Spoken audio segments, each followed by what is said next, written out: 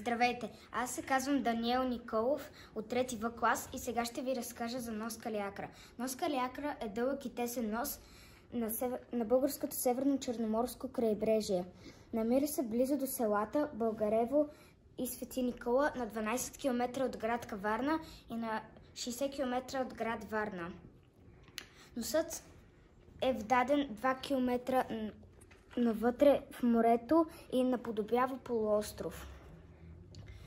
Нос Калиакра е една от първите защитени територии в България. Обявена е за природен резерват през 1941 година, а крепостта – архитектурен паметник. В носът има ресторант, музей, морският фар и, разбира се, емблематичната арка. Нос Калиакра е известна със своята красота, скали, кристално чисти води. Тя е популярна и туристическа дестинация, привличаща посетители от много места. Легенда за Нос Калиакра.